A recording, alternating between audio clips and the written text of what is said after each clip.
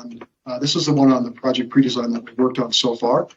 So we're wrapping up the concept plans for the two protected intersections. We're just beginning work on taking the bike lanes along Butler and moving the curb and raising the bike lanes up to the level of sidewalk. You can see here the bike lane. The bike lane is at street level now, but this curb would move out and the bike lane would get raised. And that extra vertical change provides some level of protection for bicyclists and eliminates a good number, not all, but a good number of the issues that we've been having with the current configuration of separated bike lanes. Can I ask a question about that? How would that impact snow removal, and would it, I'm guessing it would make it easier, but if it's still raised, what does that do in terms of plows and moving that snow and then sweeping up cinders?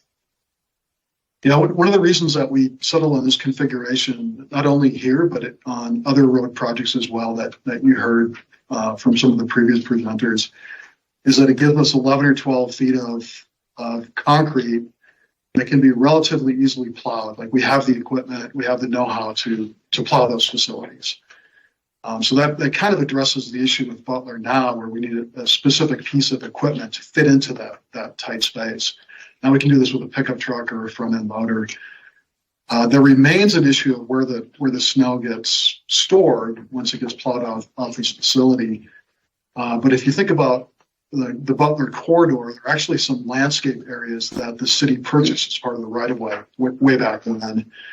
And so one of the things we want to look at in the concept planning is, can we use those areas more efficiently to create parkways and other places to store that snow, so we help eliminate that issue.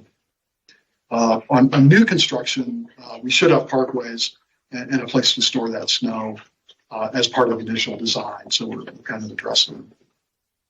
And do we currently have the funding to do this? Maintenance-wise? No. Construction-wise? No, we don't. Part of the, we know we have the cost estimates for the two protected intersections, about $1 million each in round figures. I don't know what the raising the bike lane will be. We'll get that cost as part of the estimate. It'll be more than $1 million, probably. However, there's lots of federal grant money available now. There are specific programs that we've been looking at that might be good candidates for this project. This project might be a good candidate for those grants. I'm optimistic. And can I narrow you down a little bit, because Butler has been so problematic for bike and ped for so long. It's a topic that everybody talks about. Optimistically, when do you think we could actually see this coming into the construction stage? So this is a really good discussion, and how are we doing time-wise? I need to pick it up. Maybe some very quick feedback from council as to how you would view this as a priority. It is not currently funded. We have an idea of costs. You're getting an array of projects today that are very heavily prioritized, but we don't want to take away the conversation from these projects, which have been the subject of a lot of email communications of late, and I know the interest is high, but perhaps some quick feedback from council would be appropriate, if that's okay. I'll just start it off saying, with all the projects that are being built off Butler, the traffic and the issues are just going to increase quite rapidly with housing construction and everything else. It just seems like this would be one of our top projects, I would think. Just last night, I sat through about an hour and a half of discussion on this exact subject at the bicycle committee meeting. And my thoughts are that there seems to be a strong consensus from staff that the system we're having now with the curbs and the candlesticks, or whatever they're called, is not working. It's very inefficient, maintenance-wise, and a significant thing I picked up on last night, Martin was there, of course, sitting across the table from me, was that if we keep the candlesticks, the current setup right now, the maintenance costs per year are very significant.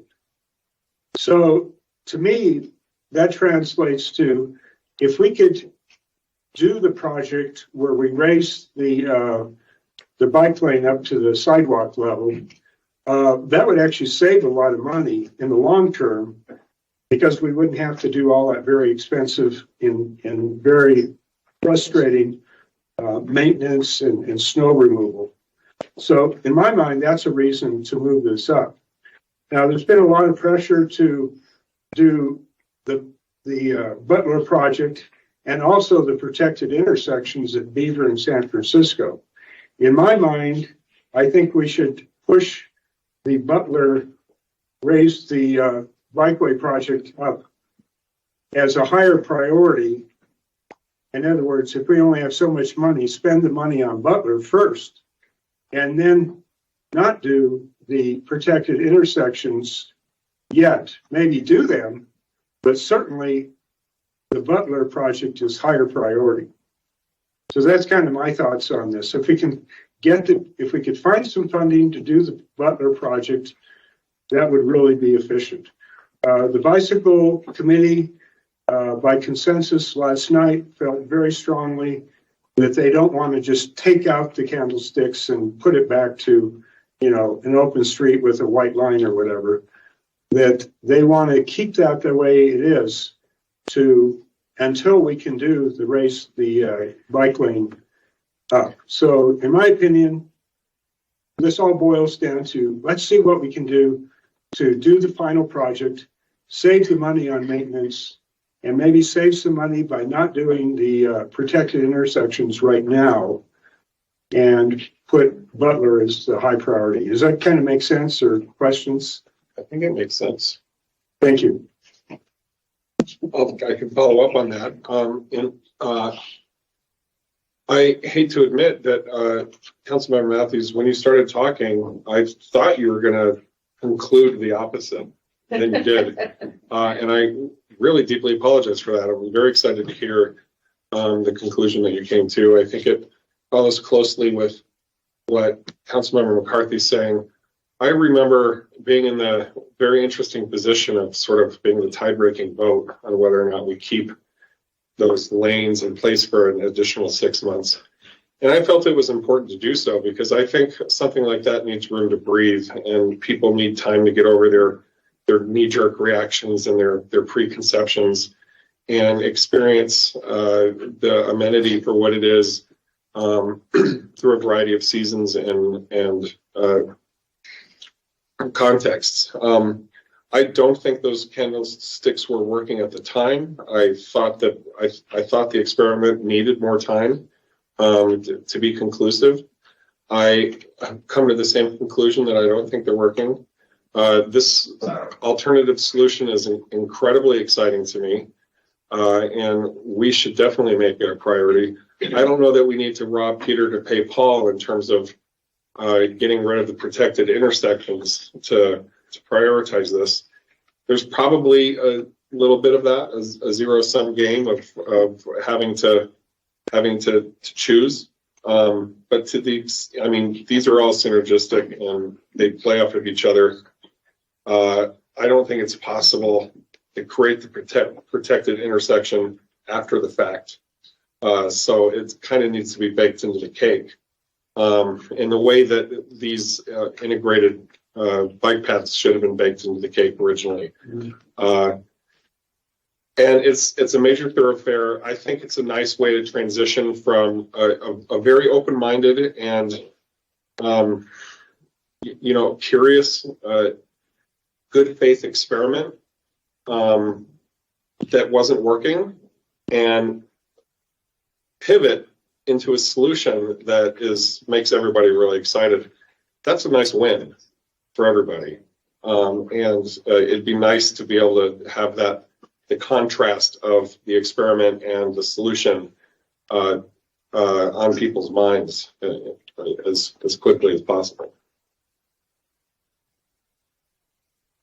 If I may, you have a discussion on the bike pilot project, the bike lane pilot project coming your way relatively soon. But thank you for the input. So we'll have more on that topic.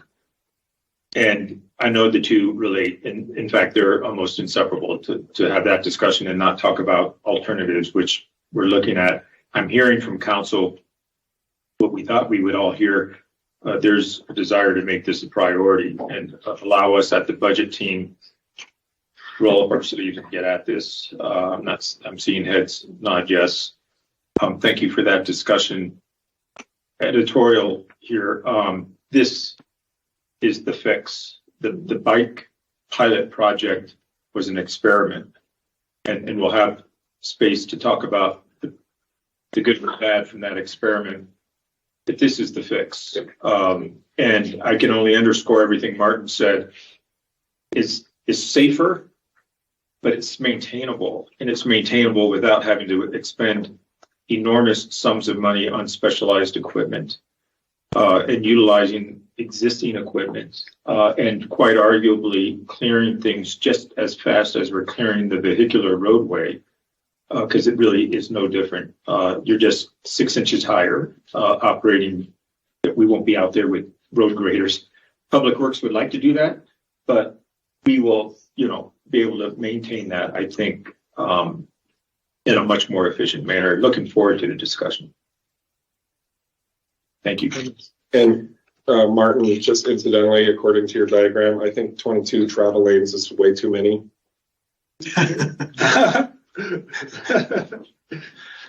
This is a little foot, yeah. I think Meters, feet, what do we measure? Thank you. Stupid joke. Just finish off by commenting on Vice Mayor Adam Shimoni spent hours discussing with me this elevated bike lane concept, right? We agreed on this over a year ago, so it was already well decided. Thank you for your thoughts. Just going to conclude that, I hate to be that person, but we're missing a piece of information so far, which is what this will cost. And I said before that it's going to be over $1 million. That's classic understatement. I'm sorry, I shouldn't have said it that way. It's going to be millions of dollars to do that. And I think an important part of our conversation is what that actually is.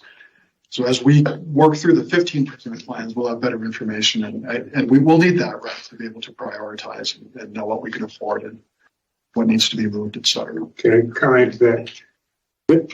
So the next step, of course, is do the cost estimate, which agrees with what you're saying. But to put this in perspective, the Lockett Cedar roundabout is going to cost $5 million. And I think this project actually makes more sense than that. Not that we're going to trade one or the other, but just to put it in perspective of what the costs are. I think the thing that really pushed me over the edge on making my recommendation is when I saw at the meeting last night what the cost is to maintain the candlesticks and the curbs, how much it's going to cost each year. And this doesn't even cost, I'm not talking about snow removal. I'm just talking about what it's costing us to replace the damaged candlesticks and the damaged curbs. And to settle claims. Yes, so the amount of cost per year, as long as we still have this approach, that's what pushed me over the edge. It's like it's a big waste of money. So admittedly, if you only look 1 year ahead, it makes more sense to keep the candlesticks financially. But if you think of it in terms of, say, 5 years, it doesn't make sense at all. And I tend to think of things in the long term. I have long-term goals as opposed to short-term goals. So that's why I'm kind of hard over on this. Thank you. And I don't want to be misunderstood as saying the experiment wasn't worthwhile. No, conversely, quite the opposite. I think it was invaluable. And it allows us to move forward with something more robust and a better solution, knowing that we've tried other more economical possibilities. It reminds me of a quote out of Ed Abbey's book, Desert Solitaire. It can always serve as a bad example. Thank you for the discussion. I know I got us off track, but this was a very important discussion, so thank you. Absolutely. And Martin, do you have the information I'm hearing from council to make it a priority in the